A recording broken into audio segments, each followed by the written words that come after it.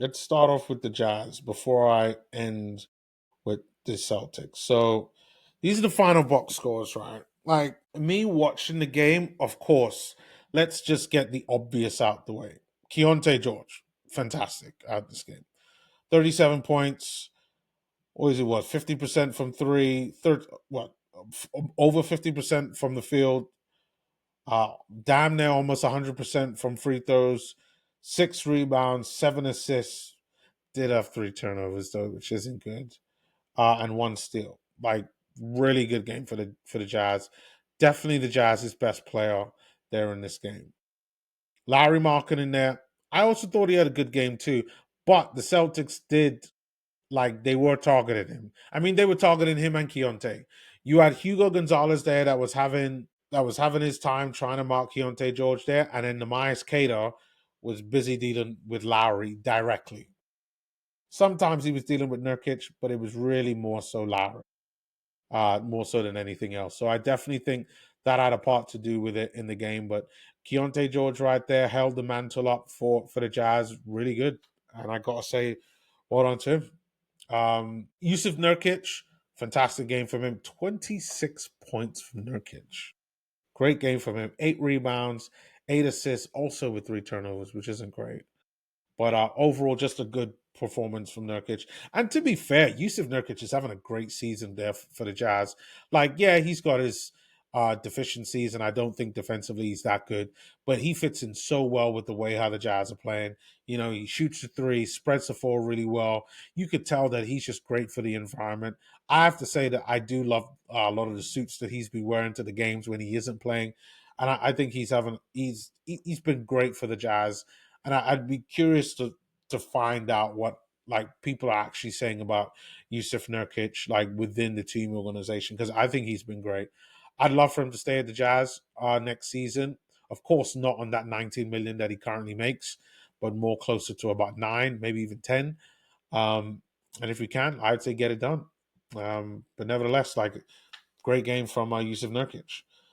Um, and then I would say coming up off the bench, I thought Filipowski was pretty good. I didn't realize Filipowski only played 13 minutes because it felt that I was watching Filipowski and talking about Filipowski way more than 13 minutes. But I felt he had a pretty good game, Filipowski. 10 minutes and 13 minutes. Real nice there by him. Almost 50% from, so 40% from three for Filipowski. And doing pretty well there from field goal percentage too. 3 rebounds there. No assists for him, for Filipowski today, but did have 1 steal throughout this game. I thought Isaiah Collier did pretty well as well. I just would have liked to see a little bit more there from Isaiah Collier. He was 60% from the field though, and 50% from three. Did have 6 rebounds and 8 assists, and looks like he was flirting around getting maybe a triple double with how things go. But I thought overall he was pretty good there. Now for the Boston Celtics, because we got to talk about the winners there. We got to be equal and fair to everybody. So Namias Cato did very well there in terms of trying to limit Larry Markkinen with what he can do going to the rim and what anybody else was trying to do going to the rim. So I loved what he was doing there. Derek White there, fantastic from him. Like, Derek White there wasn't great at threes throughout this game. As a matter of fact, nobody in the starting lineup was great at shooting threes there today. None. Where the Celtics were really good at, including Darren White, was when it comes to that mid range game. 50% from mid range. And that goes with almost with Jaylen Brown there as well. And that damn near goes with Peyton Pritchard as well. And with Jordan Walsh as well, even though Jordan Walsh there didn't play a lot of minutes. So I can't really talk about him too much there. But definitely with Derek White, Jaylen Brown, and Peyton Pritchard, when it comes to shooting the three, they sucked. When it comes to that mid range game, fantastic. Jaylen Brown there with a double double throughout this game. And like Peyton Pritchard was part of that three core player that they really dragged the Celtics over the line. Derek White, Jaylen Brown, and Peyton Pritchard. Like, they probably would have lost if it wasn't for their contribution to the team. Just really good performance from them.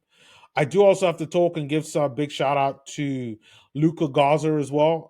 Didn't play much in the latter part of the game, but early part of the game, he caused nothing but problems offensively. In the first half of the game, he was the best player with 11 points uh, for the team, the highest scoring player. And then I thought defensively, he was causing lots of issues for Filipowski.